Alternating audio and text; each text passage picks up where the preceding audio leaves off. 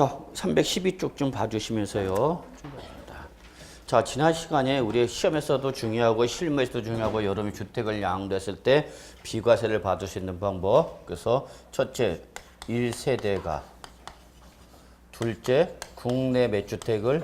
1주택을. 셋째, 몇 년 이상 보유된다? 2년 이상을 보유하고 양도된다. 이 세 가지 조건을 어느 날 현재 충족된다, 여러분?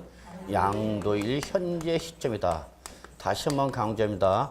비과세 여부는 요 시점에서 따지는 거지 보유 기간 내내 이 세 가지 조건을 모두 충족해야 되는 것은 아니다. 예를 들어서 요거 한번 잠깐 개념을 설명드린다면, 자, 제가 A주택을 취득했어요. 취득해서 보유하고 있는 상태에서 이 주택을 양도하기 전에 다른 주택을 또 샀어요. 이 주택을 또 취득했습니다. 그럼 이때부터 몇 주택이 된 거예요, 여러분? 2주택이죠. 그러면 이 상태에서 A주택이나 B주택 둘 중에 아무거나 먼저 양도하는 주택은 몇 주택인 상태죠? 2주택이죠. 그러니까 A주택을 양도해도 좋고 B주택을 양도해도 좋고 하여튼 이 상태에서 2주택 상태에서 먼저 양도한 주택은 2주택이라는 얘기입니다. 따라서 먼저 양도한 주택은 비과세를 받는다 못 받는다? 못 받는다 그 얘기입니다. 이해되셨죠? 자, 그렇지만 이제 양도를 해물에 인해서 예를 들어서 뭐 이때부터 이제 몇 주택이 되는 거죠? 이제 다시 1주택이 된 거죠. 그래서 나중에 양도했다. A를 나중에 양도하든지 B를 나중에 양도하든지 나중에 양도하는 주택은 몇 주택 상태가 되는 거죠, 여러분? 1주택 상태가 된다는 얘기죠. 그러면 이 나중에 양도한 주택을 몇 년 이상 보유하고 양도하면 2년 이상을 보유하고 양도하면 나중에 양도한 주택은 뭘 받을 수는 있다? 비과세를 받을 수 있다라는 겁니다. 이해하셨나요? 그러니까 비과세 여부는 어느 시점에 따져라? 양도의 현재 시점이다. 그러니까 A주택과 B주택을 보유한 상태에서 먼저 양도한 주택. 자, 그냥 A라고 합시다. A를 먼저 양도했다 합시다. 그러면 A주택을 양도한 몇 주택 상태? 2주택 상태. 그러면 얘는 비과세 원칙 받을 수 있다 없다? 없다. 과세란 얘기죠? 자, 그렇지만 이 A주택을 양도하면서 다시 무슨 주택만 남았어? B주택. 나중에 B주택을 양도한 몇 주택이 된 거예요, 여러분? 1주택. 그래서 이걸 취득해서 양도할 때까지 몇 년 이상 보였다면? 2년 이상 보였다면 이 B주택은 비과세를 받을 수는 있다 없다? 있다. 비록 B주택을 보유한 상태 몇 주택 상태가 있었지만 2주택 상태가 있었지만 비과세의 판단은 어느 시점에서만 따져라? 양도일 현재 시점에서만 따져라. 그러니까 A는 비과세를 못 받는다 하더라도 B주택은 비과세를 받을 수도 있다는 얘기죠. 이해하셨나요, 여러분? 여기까지? 이해되세요? 예. 자, 그러면 판단합시다. 그러면 우리 이제 의사결정. 세법은 여러분, 세법을 공부한 다음에 의사결정에 써먹을 수가 있어야 됩니다. 이걸 써먹을 수 있어야 그게 세법이야. 그러면 여러분은 A주택과 B주택에서 어떤 주택을 먼저 양도하겠습니까? 자, 제가 맨 처음에 둘 중에 아무거나 먼저 양도했죠? 그러면 이 A주택과 B주택, 2주택을 보유한 상태에서 어떤 주택을 먼저 양도하는 것이 세법적 측면에서 유리한가? 양도 차익을 봐야 돼. 양도 차익. 양도 차익을 보셔야 돼요. 그러니까 내가 A주택을 양도할 때 양도 차익과 B주택을 양도해서 양도 차익을 계산해 볼 수 있어야 된다는 거예요. 이게 이제 의사결정이에요. 이게 바로 이제 우리 세금 컨설팅이 되는 거야. 저는 공인중개사가 가장 지금 현업의 문제점이 뭐냐? 컨설팅 기능이 무지하게 약해야 돼요. 컨설팅 기능이 거의 없다고 보시면 됩니다. 이 공인중개사한테 뭔가 물어봤을 때 이걸 어떤 의사결정하는 이런 단계를 거쳐서 고객한테 어떤 세금 측면에서 다른 또 공법적 측면에서 어떤 것이 이게 유익한 것인가 그런 어떤 의사결정력이 무지하게 약합니다. 공인중개사가. 그러니까 실제 공인중개사한테 뭘 중개해놓고 돈을 주려면 상당히 아까워져. 고객 입장에서는. 그냥 물건 본 것밖에 없어. 근데 요즘 물건 이제 다방도 보면 다 나오죠? 해리도 나와, 그래, 이러면서 막 나오잖아, 막, 따방 하면서. 원룸, 투룸, 쓰리룸, 막 해갖고 막. 여러분, 공인중개사업은 가면 갈수록 어렵지 쉽지는 않습니다. 절대. 물건이 공인중개사가 개입되지 아니하더라도 얼마든지 인터넷을 통해서 중개가 가능하고 요즘 특히 젊은 친구들은 공인중개사한테 잘 안 갑니다. 다방 이런 거 웹사이트 통해 갖고 직방 많이 합니다. 뭐 많이 나오잖아요. 앞으로 더 나옵니다. 그럼 공인중개사에서 살아남아야 되는데 살아남을 수 있는 방법 뭐밖에 없다? 컨설팅 기능밖에 없다 저는 생각합니다. 자격증도 저는 한번 바뀌어야 된답니다. 공인중개사가 아닌 또 하나의 업그레이드된 부동산 전문가 자격증이 필요한 시대가 도래가 되고 있다. 그러니까 이제 누구 치고 됩니까? 뭐 변호사들도 치고 오죠? 치고 들어왔어. 지금 현실도 치고 들어왔어. 앞으로 가면 갈수록 여러분한테 경쟁력은 취약해지지 절대 독과점 혼자 먹듯이 있던 시대는 끝났다. 그러면 만약에 여러분 의사결정자들은 A주택과 B주택을 양도할 때 양도차익 큰 걸 먼저 양도해야 돼? 양도차익이 작은 걸 양도해야 돼요? 그렇죠. 양도차익이 적은 거를 먼저 양도해서 얘한테는 뭘 맞고? 세금을 맞고 양도차익이 큰 거를 뭘로? 비과세를 받는 이런 유도한 이런 것이 이제 진정한 세금의 컨설팅이 되는 거죠. 그러기 위해서는 공인중개사가 뭐는 대충 알아봐야 돼? 양도세 대충 어느 정도는 알아봐야 될 거 아니야. 얼마 나오는지 알아야 될 거 아니야. 걱정하지 마세요, 여러분. 국세청, NTS청, 지역청 KR 들어가셔서 홈택스 들어가셔갖고 양도세 다 계산 프로그램 다 나와 있습니다. 그거 쓸 줄 몰라서 그렇지. 거기다 기본 백대값 넣으면 다 나와 지금은. 세무사한테 콜할 필요도 없어. 그거 써먹을 줄 몰라서 그렇지. 그런 좋은 프로그램이 있다는 거를. 거기 갖다 물어보면 돼. 거기 원하는 데이터가 여백 있어 여기다가 여기 데이터 값 넣어달라고. 그럼 그거 물어보면 돼. 물어본 대로 쭉쭉쭉 넣어주면 띡 엔터 나오는 순간 띵 하고 나와 양도세가. 그것까지 지방소득세까지 포함된 금액으로. 까불고 있어. 그럼 여러분이 그게 중요한 것이 아니라 이때에 어떤 것을 먼저 양도하고 나중에 어떤 것을 양도해서 비과세를 받고 그런 걸 여러분이 얘기해 줄 수 있는 거죠.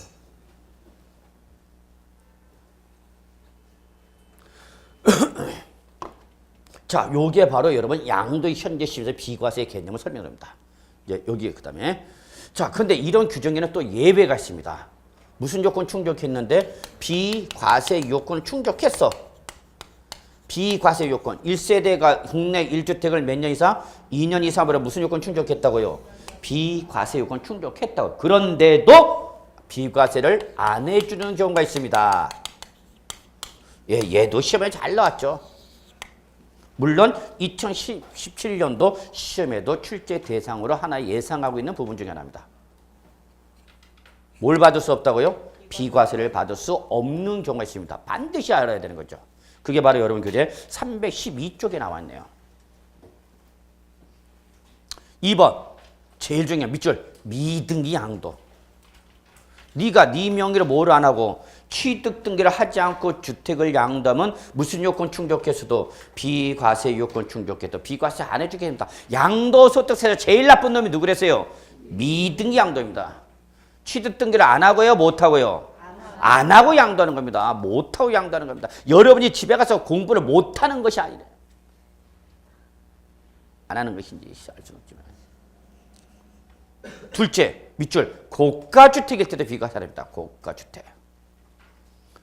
특히 고가주택 잘 보십니다. 실무에서 반드시 나옵니다. 나중에 실무 나가고 저 찾지 마시고 미리미리 잘. 무슨 주택이요? 고가주택. 그래서 고가주택 나와 있네요. 밑줄. 양도소득세에서 비과세가 배제되는 고가주택은 아주입니다. 양도 당시 주택과 부수토지의 실질거래가 합계액이 밑줄 9억 원을 초과하는 주택을 말합니다. 9억 원 초과. 꼭 개념 잡으셔야 돼요.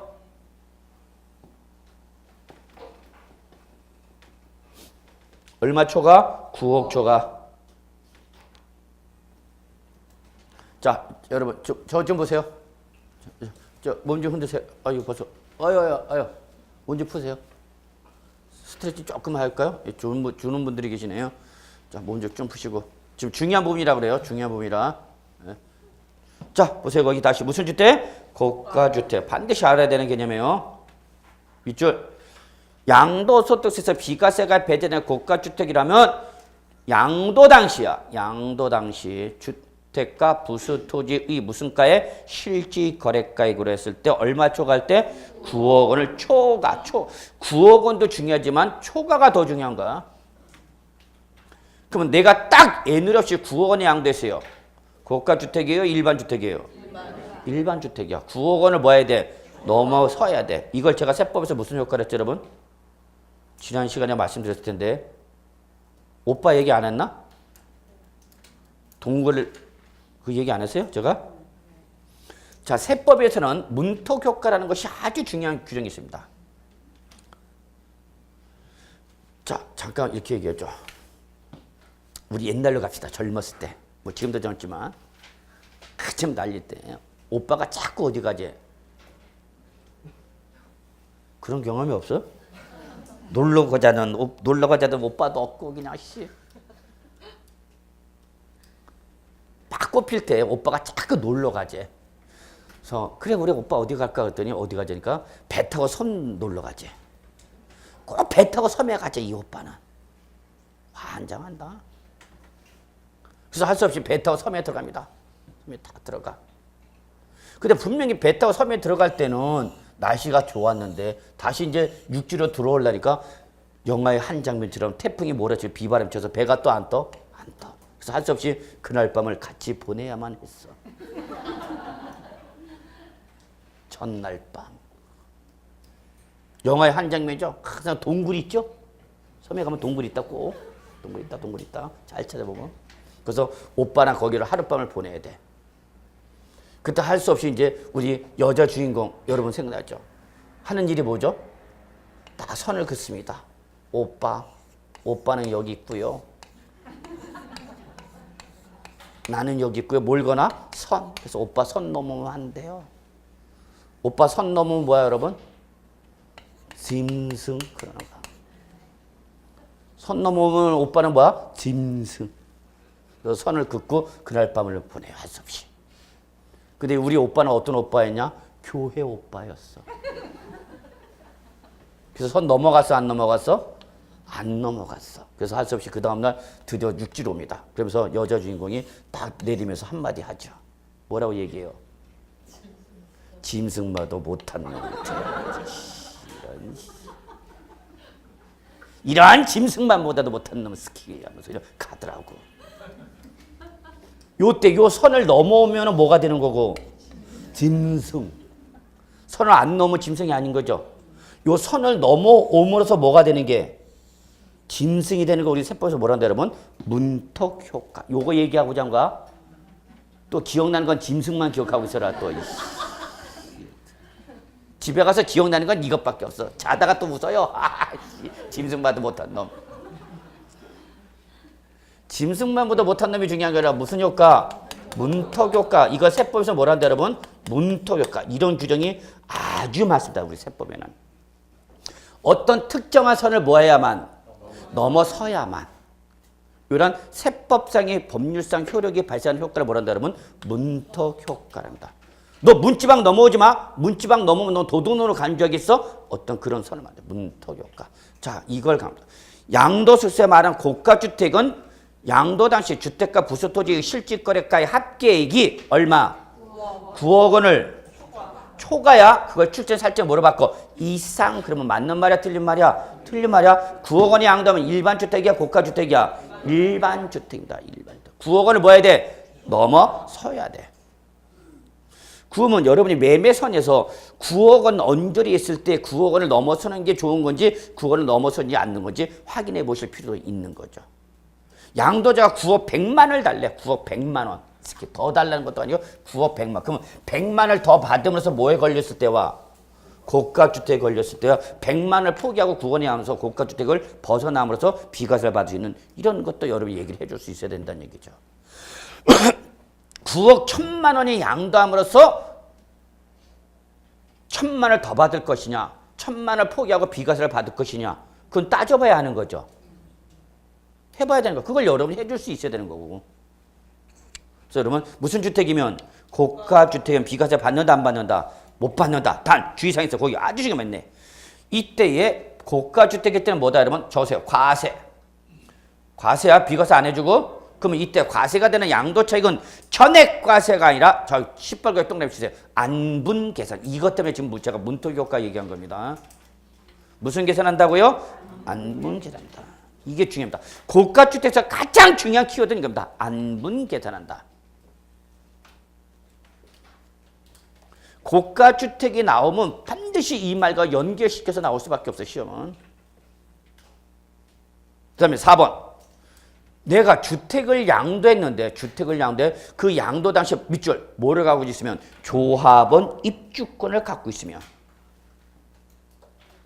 그럼 제가 지난 시간에 말씀드렸어요. 아파트 당첨권과 재개발 재건축 조합 입주권 우리 세법에서 달리 취급한다. 아파트 당첨권 주택수요 관계가 있다 없다? 아파트 당첨권은 주택수와 관련이 있다 없다? 없다. 그러나 뭐는 입주권은 주택수에 포함한다. 그래서 무조건. 아주 중요한 개념이에요. 내가 주택을 양도했는데 이 주택을 양도할 당시에 재건축, 재개발, 조합, 입주권 하나 갖고 있는 거야. 그럼 실물 주택은 몇 개지만 하나지만 내가 뭐를 가지고 있으면 입주권을 갖고 있으면 이 입주권도 뭐라고 본다고요? 주택. 그러면 우리 세법은 몇 주택 본다고? 2주택제를 본다는 얘기입니다. 그럼 비과세 안 해준다. 원칙. 그 옆에다 적으세요. 단 예외가 있음. 우리 세법은 원칙으로 끝나는 규정은 없다고 보시면 돼요. 이래서 어려워요. 단 예외 있음. 그 다음에 5번. 중요한 말이죠. 거짓계약서. 적으세요. 이중계약서를 말합니다. 그리고 적으세요. 그거는 양도세 우리 무슨 행위로 본다? 부정행위로 본다. 부정행위. 거짓계약서. 이중계약서 생각하시고요. 없다고는 구분 안 합니다. 그럼 이건 우리 세법상 무슨 행위에 해당이 돼요? 부정행위다고. 부정행위. 그럼 비과세 안 해줍니다. 이때에 부정행위를 한 도자, 수자 모두 비과세 받을 수 없습니다. 적으세요. 도자, 수자 모두 포함됩니다. 내가 지금 다운계약서 썼어요, 여러분. 그러면 다운계약서 쓴 사람이 비과세 요건 충족했더니 비과세 해준다고 안 해준다고? 안 해주고 그걸 다운계약서 산 사람이 있죠. 산 사람이 나중에 양도할 때도 그 사람 비과세 못 받는다고. 이해하셨어요? 도자는 물론 누구도 수자도 비과세 못 받아요. 도자, 수자 모두 비과세 못 받아. 자, 그래서 이렇게 1세대 국내 1주택을 2년 이상 보유하고 양도해도 비과세를 받을 수 없는 경우가 있다. 지금은 인문가 중에서는 비과세를 받을 수 없는 경우도 있다. 여기까지만 기억하시면 되고요. 구체적으로 뭐 들어가실 필요는 없어요. 아직까지는. 그 다음에 이 각각의 요건이나 무슨 규정이 있냐? 예외 규정이라는 게 있어요. 아이.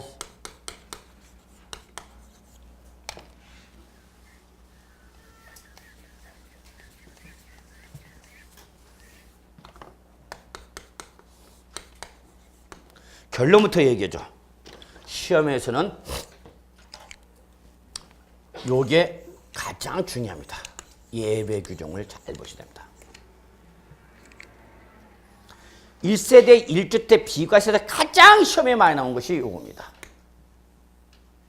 아주 중요합니다. 실무 나갔을 때나 여러분이 주택을 양도했을 때에 원칙적 요건 1세대가 국내 1주택을 2년 이상 보유하고 양도하지 못해도 비과세를 받을 수는 뭐가 있다고요? 각각 규정이란 예외 규정이 있다고요. 시뻘게 치세요.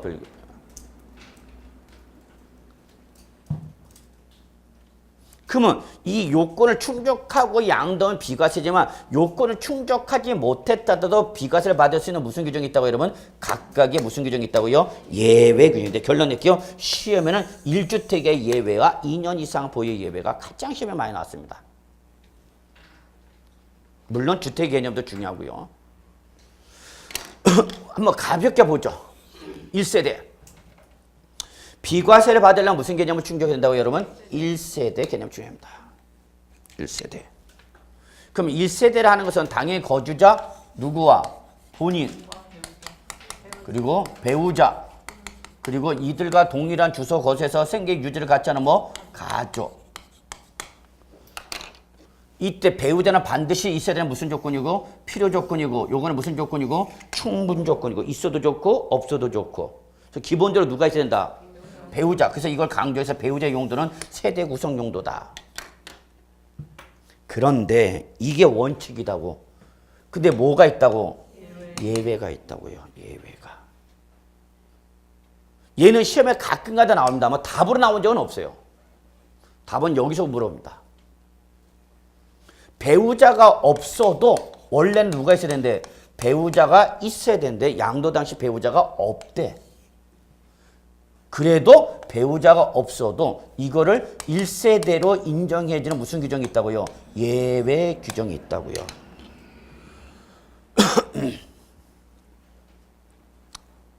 거기 1세대 예외가 없지만 나중에 기본 서문 아시겠지만 첫째,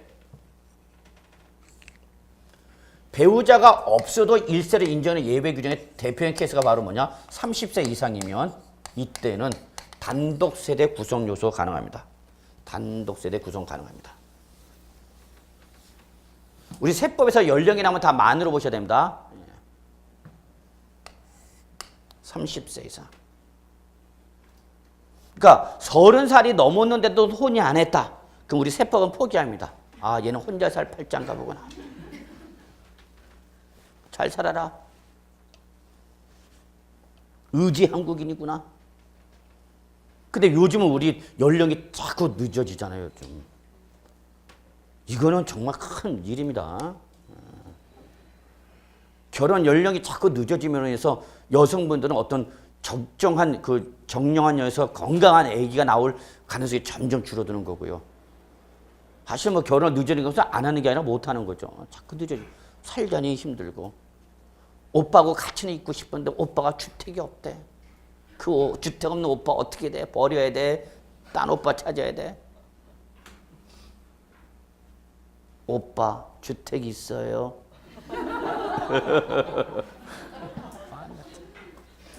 사글세부터 출발하자 그랬더니 나는 그렇게 못 살아요. 반장합니다. 그래서 몇 살이 이상이 되면 30세. 여기의 특징은 뭐냐? 30살이 넘으면 우리 소득세법에는 소득의 유무를 묻지 않고 단독세대에 인정해줍니다. 그러니까 엄마한테 뭘 받으면 주택을 증여받으면 그 자식도 1세대 구성이 가능하다는 얘기입니다. 그러니까 30살이 넘어서 대학원 다닌다 그러면 그 부모님은 주택까지 하나 마련해 줄 준비해 주셔야 돼요. 지금 대학금이 중요한 게 아닙니다. 대학원비가. 둘째, 배우자가 양도 당시에 사망했어. 아이씨. 그럼 가기 전에 양도하고 가야지. 불쑥 가버리면 어떡하냐. 그래서 가기 전에 물어보셔야 돼요. 언제 갈 거냐고. 그래서 배우자가 뭐 함으로써 사망하면서 혼인만 혼자 있다는 얘기죠. 혼인. 그럼 이건 불가피한 사유죠. 우리 세법이니까 여러분 합리적으로 따지면 돼. 세법은. 이게 의도적인 거냐 불가피한 거냐만 잘 보시면 돼요. 여러분. 세법을 따질 때 여러분 세금을 회피하려고 인위적인 액션을 취한 건지 아니면 불가피한 사정이 그것만 확인하시면 돼요. 불가피한 사정은 인정해 줍니다. 근데 이걸 인위적인 행위를 통해서 하는 거는 인정 안 해주거든요. 배우자가 뭐 했다? 사망. 또는 뭐 할 수도 있어요, 여러분? 이혼할 수도 있죠. 그럼 이런 경우로 인해서 배우자가 없는 상태라면 이거는 어쩔 수 없이 배우자가 있는 걸로 인정해 주겠다 그 얘기입니다. 그러니까 걱정하지 말고 뭐하라. 사망해도 좋고 이혼해도 좋다 그 얘기입니다. 이것 때문에 못 간다. 걱정하지 말라고 갔어요.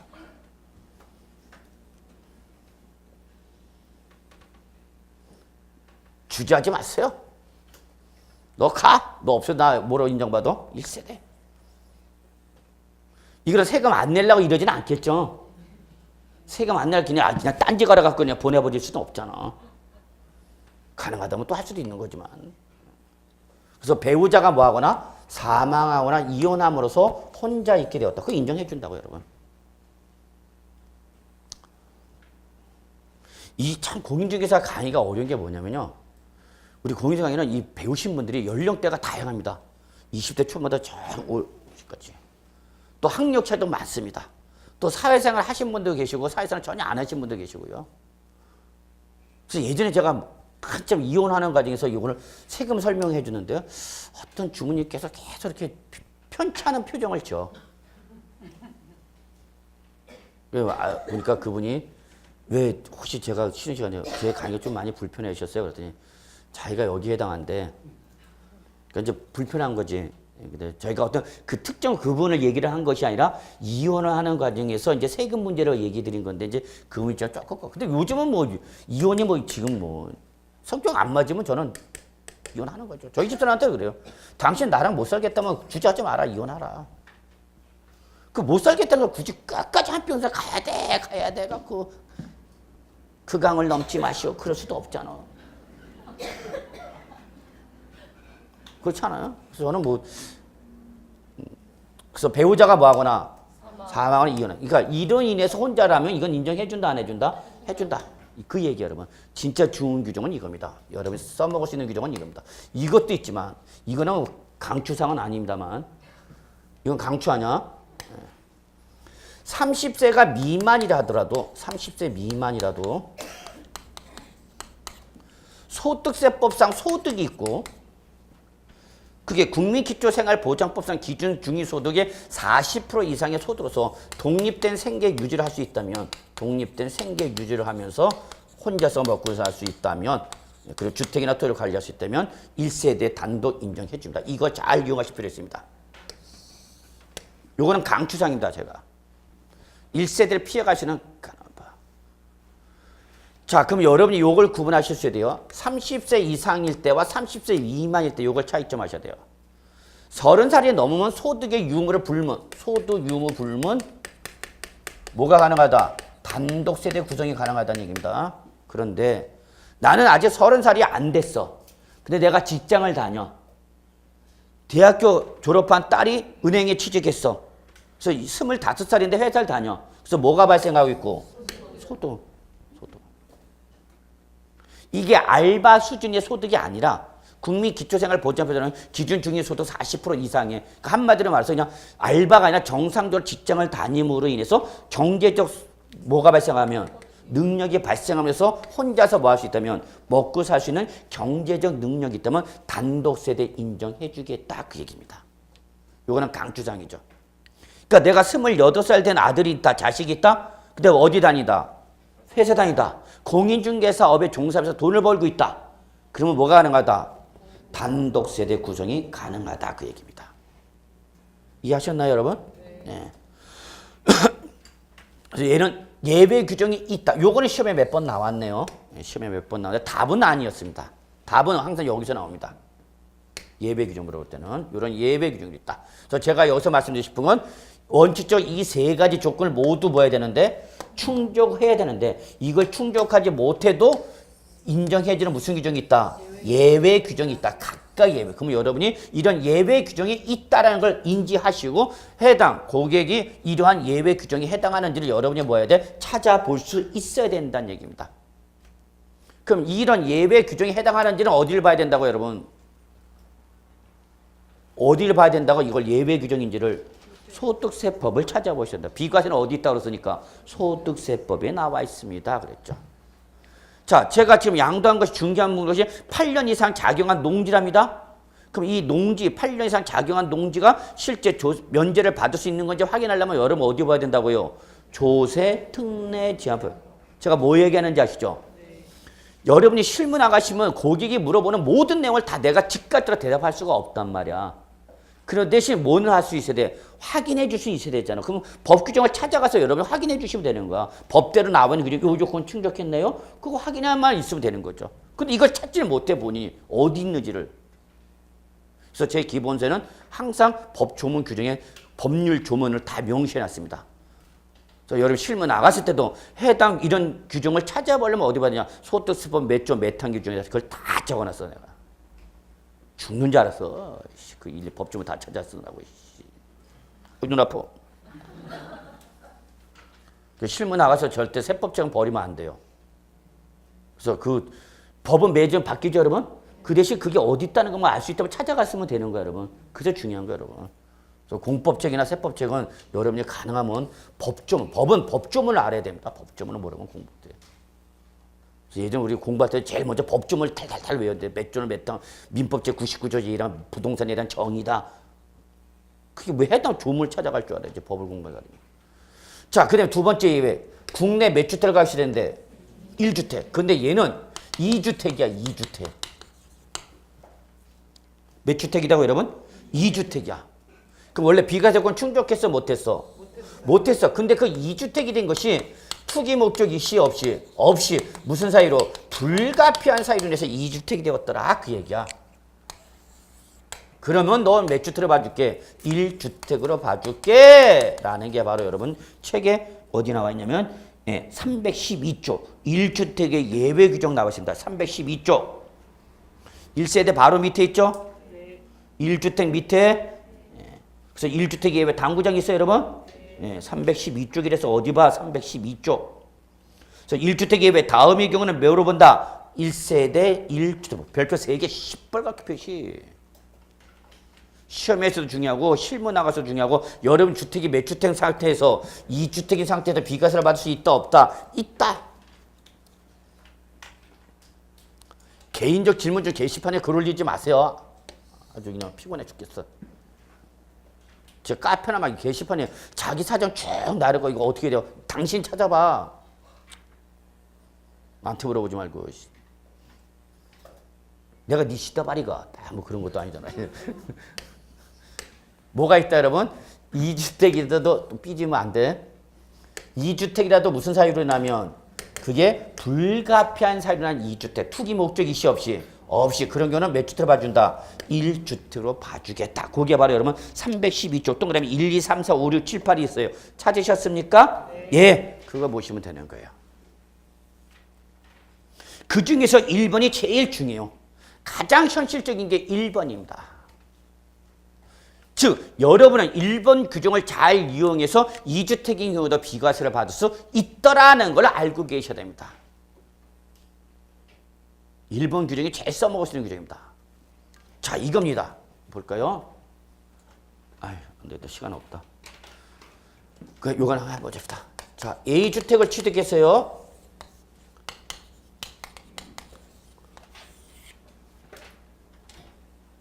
자, 그래서 A주택을 취득해서 보유하다가 얘를 양도하면 문제가 없죠, 여러분. 얘를 먼저 양도하면 2주택 문제가 없죠? 근데 이걸 그대로 뭐 한 상태에서 보유한 상태에서 여러분 B주택을 취득했어요.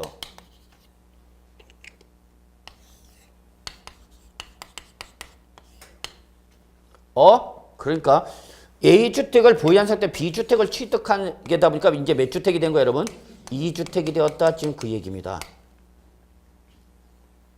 자, 이 상태에서 이자가 A주택을 양도했습니다.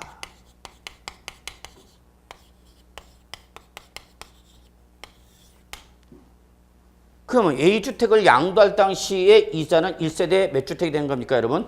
2주택. 그래서 원래 비과세 받아? 못 받아? 못 받는다고요. 이게 원칙이란 얘기 여러분. 근데 요거에 대한 뭐가 있다고? 예외가 있다고. 예외. 비과세를 받을 수 있는 예외. 요게 제일 중요해.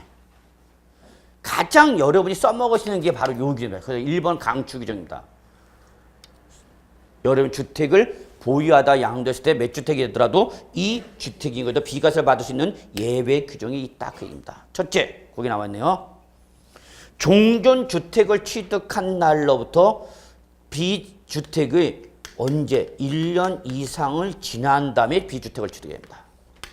그래서 여러분 거기 보시면 1주택은 소유인 1세대가 그 주택을 양도에 대한 다른 주택을 취득하여 2주택이 된 경우로서 종전주택을 여기 위치합니다. 종전주택 취득 후 1년 이상 경과 후 다른 주택 취득. 이게 첫 번째 조건. 표시 잘 해두셔야 돼요.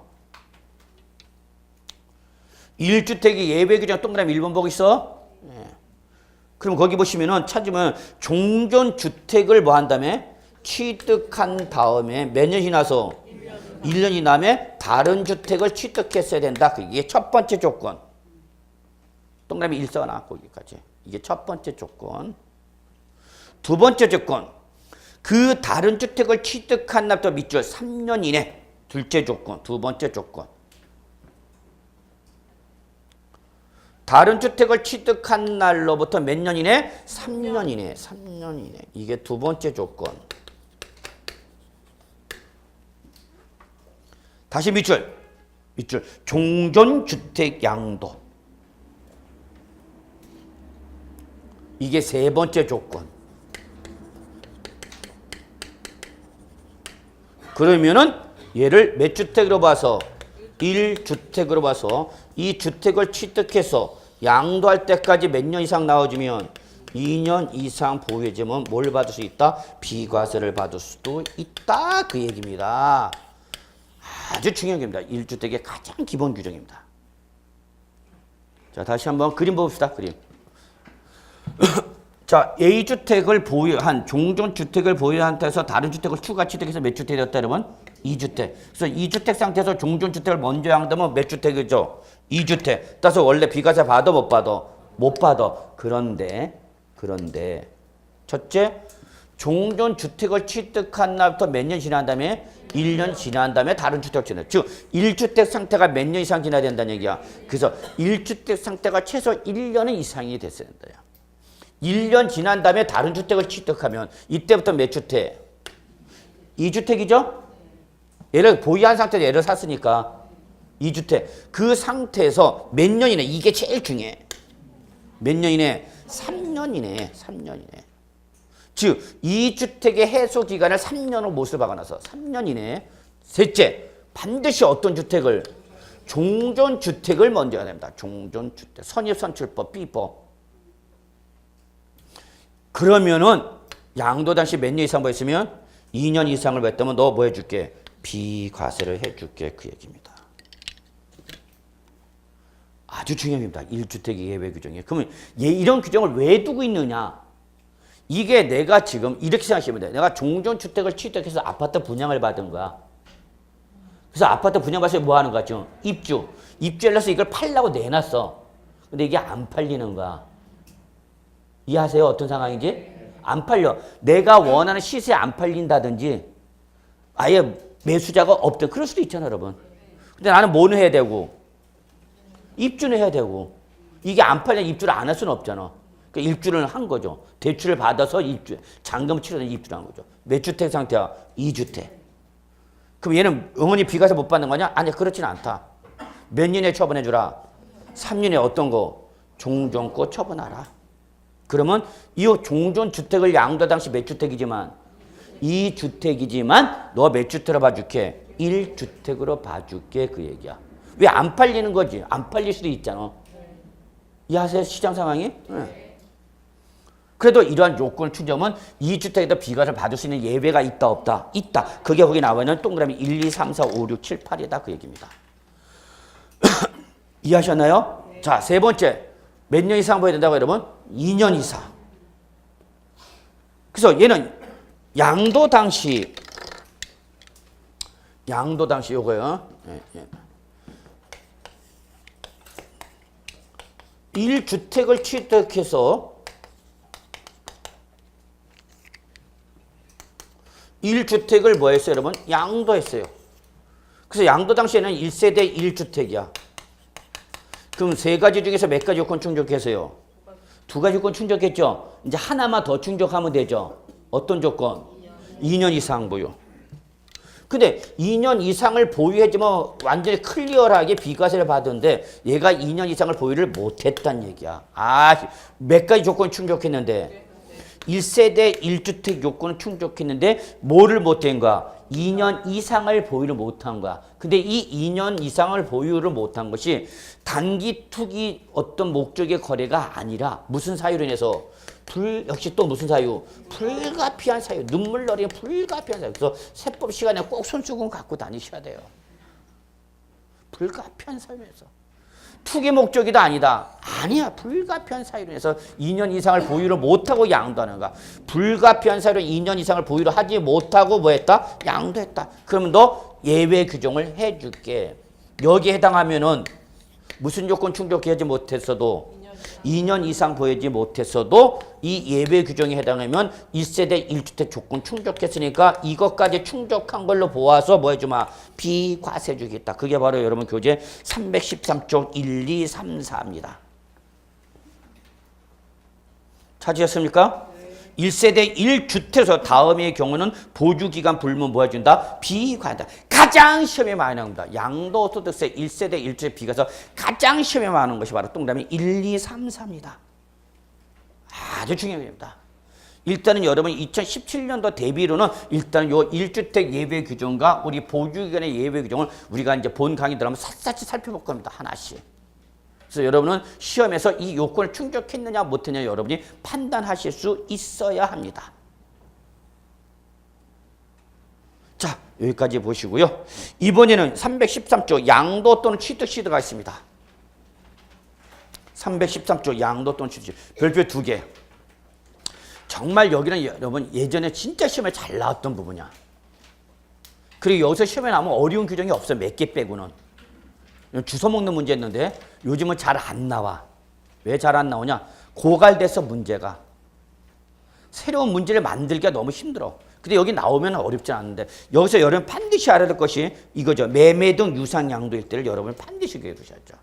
이게 바로 공인중개사인 여러분이 뭘 중개했을 때 매매를 중개했다 이 양도이죠. 자, 그러면 우리 양도소득세 언제 양도한 걸 보냐? 밑줄 사실상 대금 청산이 됐네. 사실상 대금 청산. 여기서 포인트는 뭐냐? 사실상이 포인트입니다. 사실상. 어디가 중요한 키워드를 잡아드리는가? 잔금, 대금 청산이 중요한 것이 아니라 앞에 뭐가? 사실상이 중요하다고. 사실상. 자, 보세요.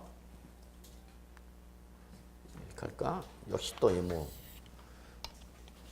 저는 뭐 제 강의에 가장 뿌듯하게 생각하는 거 그림으로 끝낸다는 거. 자, 갑이 을한테 매매를 한 거죠. 이건 현실이야. 여러분 공인중개사 되시면 직방이야, 직방. 그 매매로 갑으로부터 누구한테 넘어갔다 여러분? 을. 그러면 갑이 을한테 넘어갈 때 자기 명의로 취득등을 했느니 안 했는지 묻고 묻지 않고 묻지 않고 우리는 갑한테 뭐 한 걸로 봐서 양도한 걸로 봐서 뭘 때리고 양도소득세. 을이 자기 명의로 이전되기를 하느냐 하지 않느냐 묻고 묻지 않고 우리는 뭘 때려? 취득세. 무슨 과세 원칙? 실질 과세 원칙. 등기 등록이란 형식적 요건의 완비는 우리 세법상 과세 여부를 판단할 때는 고려 대상이다 아니다? 아니야. 우린 실질에 따라서 양도했으면 실질에 따라서 취득했으면 등기를 했니 안 했니 묻고 묻지 않고 다 과세하는 겁니다. 그러면 언제 양도한 걸로 보고 취득세는 언제 취득한 걸로 볼 거냐 그 얘기 여러분. 이게 취득세는 뭐가 나온 거고 취득의 시기. 그 다음에 양도세는 바로 양도 또는 취득 시기 규정이죠. 언제 양도하고 언제 취득했어. 즉 언제 취득해서 언제 양도한 걸 볼 거냐 그 얘기야. 그러면 취득세에서는 취득시를 언제로 봤냐? 언제로 봤죠 여러분? 잔금 지급이랬죠. 기억나세요? 매매로 인한 취득일 때는 언제 취득한 걸로 봐라고요 여러분? 잔금 지급일. 근데 여러분 거기 양도세는 잔금 지급일로 표현하지 않고 뭘로 표현했어요 여러분? 대금 청산일로 표현했네요. 그러면 이때에 여러분 공인중개사가 되시면 여러분은 매도자 매수자 동시에 취급해야 되는 거죠. 갑한테 뭘 얘기해 줘야 되고 을한테는 요 하나의 거래에 대해서 설명해 줘야 되는 거죠. 그렇잖아. 하나의 거래에서 갑한테는 뭐가? 양도세. 을한테는 뭐가? 취득세가 부과되는 거니까 이걸 동시에 얘기해 주는 거죠. 그러면 을은 언제 취득한 걸로 보라고요? 잔금 지급을. 양도세는 언제 양도한 걸로 보라고요? 대금 청산을. 그러면 이날하고 이날은 같은 날이야? 다른 날이야? 응? 취득세에서 말하는 잔금 지급일과 양도소득세에서 말하는 대금 청산은 같은 날이냐고 다른 날이냐고? 같은 날이야, 같은 날. 예를 들어서 잔금 지급일이 오늘 며칠이요? 12월 24일인가요? 예. 오늘 잔금 받고 이제 가야죠. 선물도 사야 되고 오늘 또 이제 불야성을 이루는 거죠.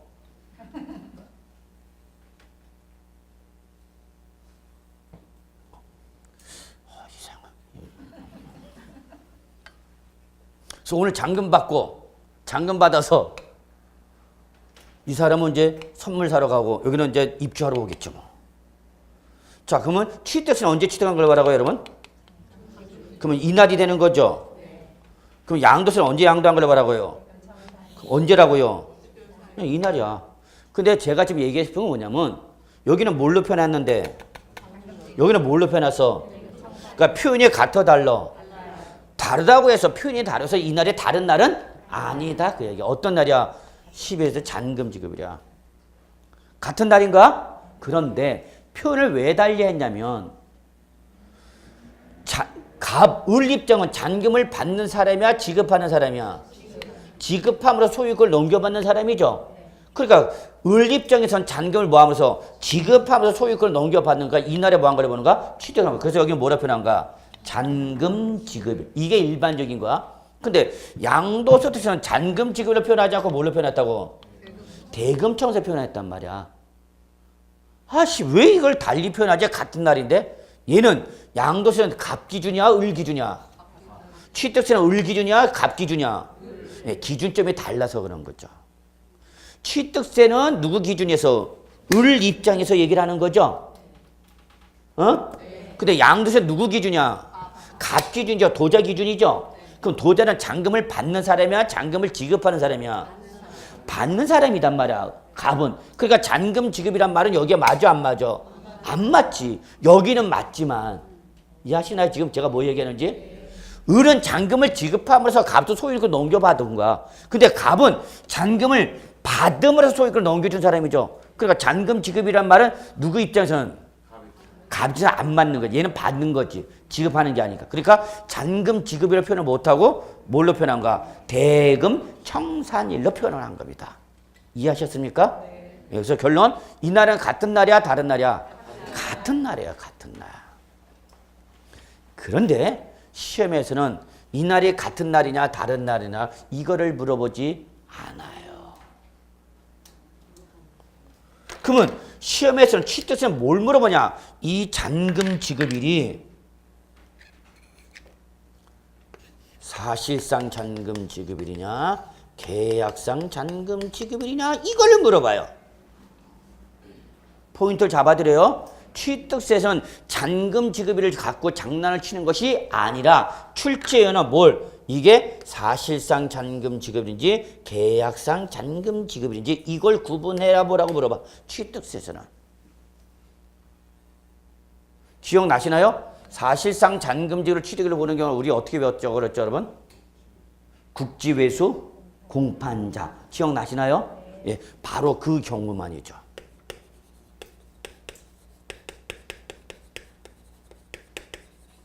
무슨 소리인지 모르겠다고요? 그러면 강의 들어보세요. 찾아서. 질문하지 말고. 국지회수 공판장이 뭐예요? 물어보지 말고 찾아보라고 좀. 그러면 국지회수 공판장이 아니면 어디로 가라서 여러분? 계약상. 이 경우가 누구래서 주로? 개인 간의 매매 등이 나왔죠.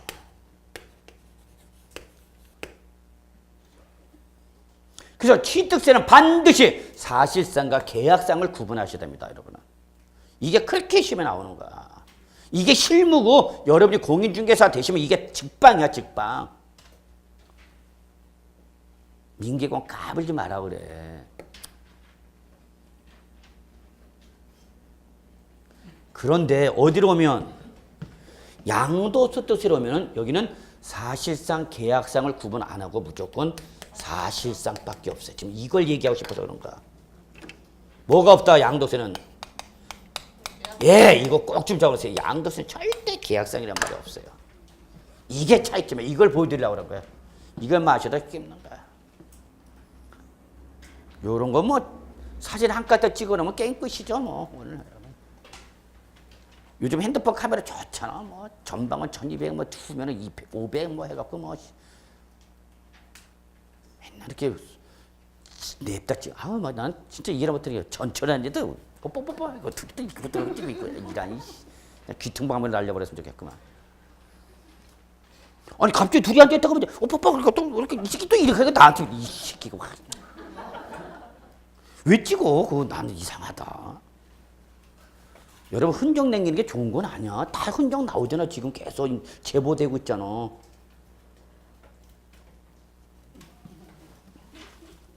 나 그거 진짜 이해해서 버스 타거나 뭐 하거나 갑자기 뭐 둘이 있다가 있는 거 좋아. 젊었으니까 얼마나 좋아. 근데 빨리 그래 이렇게 이 새끼 또 나한테 빌려 이 새끼가 이씨 뭐 하고 있는 짓이야 이씨. 그 얘기를 왜 했지? 응?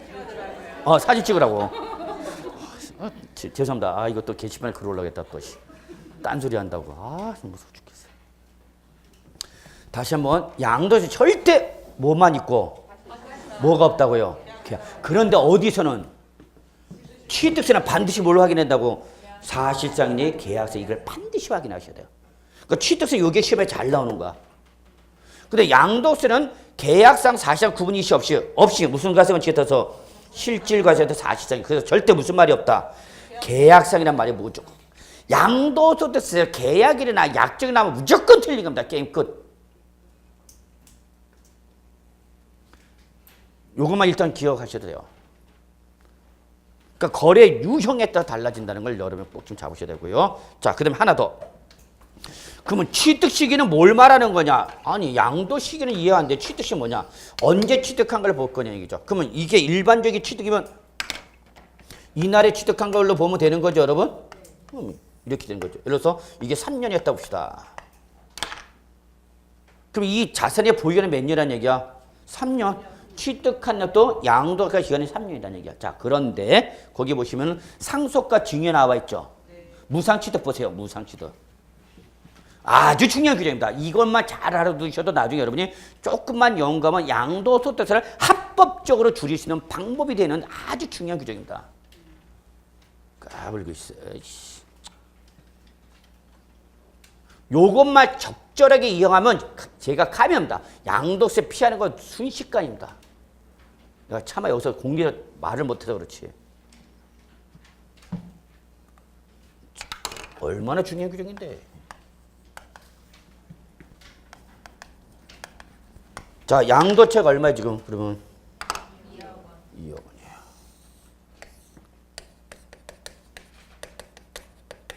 여러분 양도세 2억 원 나와도 여러분 세금 만만찮게 나옵니다. 양도세는 무섭습니다. 그런데요, 저는요 이게 70년대 80년대 토백이로서 계속 갖고 있던 사람도 있죠, 여러분. 예전 초때입니다. 이런 분도 계셔. 나는 수락산 밑에서 20년을 버텨온 사람이야. 그래갖고 몇 년 보였냐? 20년을 보였어. 20년을. 내가 그 당시에 20년에 취득할 때가 얼마냐? 1,000만 원 주고 샀어. 자, 양도차 계산하세요. 양도차가 얼마예요? 4억 9천만 원이죠? 그냥 다 양도차 해버리는 거죠? 무슨 말인지 아시죠? 그러니까 요런 것도 있지만 이런 분도 있다고. 예전에 취득해서 오랫동안 버티신 분들. 예전 주택 1,000만 원대도 있었어요, 여러분. 80년대만 해도 뭐 1억 이하고요.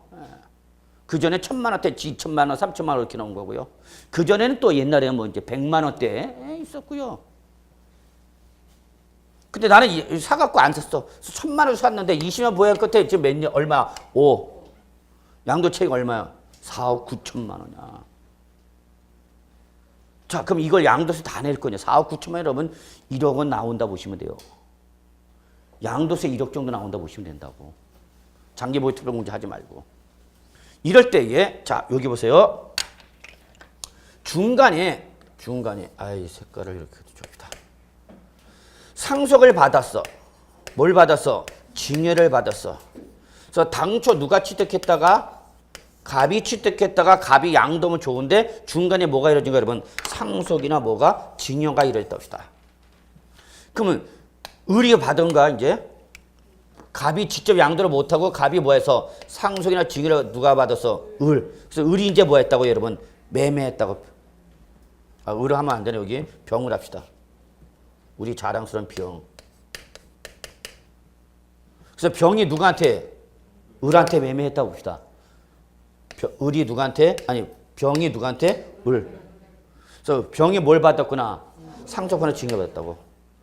그러면 이 자산, 상속 받은 날로부터 얘가 몇 년 보였냐? 1년. 그러면 이거 여러분 거기 상속 받은 자산 양됐다, 증여 받은 자산 양됐다. 그럼 언제 취득한 거라 봐라. 책을 보세요. 상속을 받은 자산 양도면 언제 취득한 거라 봐라. 상속 개시일에. 증여받은 자산 양도된다. 언제 증여? 취득한 걸로 보라. 증여 받은 날에 취득한 걸로 보라. 그럼 이 날에 뭐 한 걸로 보라는 얘기야? 취득한 걸로 보라. 그럼 이 자산의 보유기간은 얼마란 얘기야? 1년이란 얘기야. 1년. 이해하셨어요? 여기까지? 다시 한번 상속받은 자산 양도했다. 증여받은 자산 양도했다. 그럼 양도 시점에 대응되는 취득 시점 언제다? 상속 개시일 또는 증여받은 날. 그럼 요 사례에 따른 보유기간은 몇 년이야? 1년이죠. 그리고 진짜 중요한 건 이겁니다. 이때 가액, 예를 들어서 이때 가액이 얼마냐? 4억 원이었다 봅시다. 4억 원.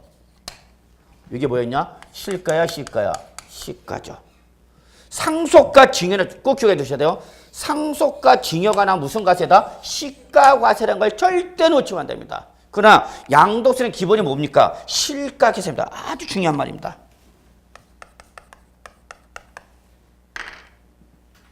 중요합니다. 양도소득세는 뭘로 계산하라? 차익을. 실가입니다. 그러나 상속과 증여는 절대 무슨 말이 못 나와요? 실가란 말이 못 나와요. 왜 못 나와요? 아니 상속과 증여 때 실질거래가액이 왜 못 나오냐고. 무상이잖아. 무상. 그 실질거래가액이 없단 말이야. 그러니까 실가란 말이 못 나온단 말이야. 이걸 외우려고 그러니까 돌아버려. 어떤 분 그래요. 아씨 여기는 실가라고 그러고 여기는 시가라고. 도대체 돌아버리겠다. 난 네가 돌아버리겠다. 아니 생각해보라고. 상속을 받거나 증여받으니까 무슨 거래야 여러분? 무상이죠. 그러니까 실질거래가액이 없잖아. 근데 그 당시에 뭐는 있을까? 얼마짜리란 뭐는 있다고? 시가. 요거를 여러분 학계론에서 요거를 뭘로 계산하냐면 프라이스라면은 요거는 뭐로 보면 되는 거야 여러분? 밸류. 너무 영어 쓴다. 학계에서 요거를 뭐라 하는 거고? 가격. 요거를 가치. 이런 젠장. 이해되세요? 하나만 합시다. 상속과 증여 때는 실질거래가가 나와 못 나? 못 나. 그래서 항상 상속세는 증여세 무슨 과세를 원칙을 한다고요? 시가과세요. 시가. 자 그럼 마지막 결론 낼게요. 여기 보세요. 이해를 하셔야 돼요. 상속을 받은 자산을 양도한가? 중간에 뭘 받아서? 증여받은 자산이요. 갑이 직접 양도했으면 이날부터 여기까지가 보유관인데 중간에 상속과 증여가 나서 소유권이 바뀌었죠. 갑으로부터 누구로 바뀌었어요? 여기 병으로 바뀌었다고 그랬죠 여러분? 그럼 지금 양도자는 이제 갑이 아니라 누구란 얘기야? 그러면 이 병이 양도했을 때 대응된 취득시는 언제라는 얘기야? 상속은? 상속 개시. 증여받은 자산 양도되면 증여받. 그럼 요때부터 뭘 따지는 거고? 보유 기간을 따질 뿐만 아니라 요때 가액 뭐가? 4억 원이 바로 양도가액을 서 차감하는 취득가액이 됩니다. 그래서 양도책이 얼마 나오는 거 여기는? 1억이 되네요. 1억. 취득가액이 3억 원이 아니라 너 상속을 받았을 때 가액, 증여를 받았을 때 가액 얼마? 4억 원을 실질 양도가에서 차감하는 뭘로 대응시키라는 얘기야? 취득가액으로 대응시키라는 얘기야. 취득가액. 그럼 양도책이 얼마 나오는 거예요 여러분? 1억이 나오죠. 1억. 아까 직접 양도하면 3억 원에서 이렇게 합시다. 이거 헷갈리면 안 되니까. 3억 원에 취득해서 양도하면 얼마인데 양도책이? 2억이죠. 아니 3억 원에 취득해서 5월에 양도하면 양도책이 얼마인데? 2억인데 중간에 살짝 뭘 거치니까 상속과 증여 거치니까 양도책이 얼마 줄어들었어? 1억. 아! 상속과 증여를 받은 자산을 양도하면 양도책 커져요? 작아져요? 작아져요. 왜 작아지냐? 바로 상속을 받았었거나 증여받을 요 당시 요 가이드에서 뭐가 부과됐을 거니까 상속세나 뭐가 증여세가 부과됐었을 테니까. 그럼 을 입장에서 얼마 주상과 똑같은가? 4억 원에 대한 뭐를? 상속세나 증여세를 내고 취득한 것과 똑같은 결과죠. 이해하시나요? 그래서 나이가 얼마 파는 거야? 그럼 양도세가 얼마 나오는가? 1억. 이게 중요한 겁니다. 절대 놓치면 안 돼. 아주 중요해요. 결론할게요. 상속받은 증여받은 자산 양도했다. 언제 취득한 걸 말하고요? 상속 개시일 또는 증여받은. 그러면 이날에 취득한 걸 무슨 이날부터 보유기간을 따질 뿐만 아니라 요때 가액 얼마를? 4억 원을 양도가에서 차감하는 뭘로 하라? 취득가액으로 잡으라니. 그럼 양도세가 얼마 되는 거야? 1억이 됐죠. 그러면 이 갑이 얼마의 과거에 얼마주 샀는지 저 과거로 가더라도 어디서 끊어버리면 상속과 증여. 그러면 이게 다 끝나버리는 거죠. 그러면 결론. 장기 보유 자산일수록 직접 양도하기보다는 직접 보여가면 뭐 상속과 증여를 통해서 양도책을 줄일 수도 있다라는 얘기입니다. 아, 세법은 이런 거야. 근데 상속을 통하긴 좀 그렇잖아. 자기야, 지금 자기 명의로 양도하면 양도책이 4억 9천만인데 나한테 상속해주고 하면 줄어들더라. 야, 니 갈래? 그 상속은 선택하기가 힘들죠? 그러니까 뭐는 선택할 수 있어? 그렇습니다. 그래서 증여가 양도소득세 회피 수단이 되기도 합니다. 왜? 6억 원까지 뭘 안 낸다 그랬어요? 6억까지 뭐 안 낸다 그랬어? 부부지간에 증여를 받았다고 누가 부부가 배우자 명의로 증여를 받으면 얼마까지는 6억 원까지는 뭘 안 낸다 그래서 증여세 없다. 그럼 6억 한도에서 얼마든지 뭘 받으라고요? 증여 받고 양도하면 양도책 줄어든다고요. 아주 중요한 규정이죠. 이런 걸 써먹을 수 있어야 돼. 그러니까 세법을 잘 안다는 게 중요한 것이 아니라 그걸 어떻게 써먹을 거냐가 중요한 거야. 그러면 자, 여기서 우리가 하나 더. 그러면 과세관청도 이런 사실을 알아 몰라? 알겠지. 상속은 어쩔 수 없다 그러지만 뭐를 통해서는 증여를 통해서 얼마든지 양도책에 대한 조정이 가능하다는 얘기가 있다는 얘기야.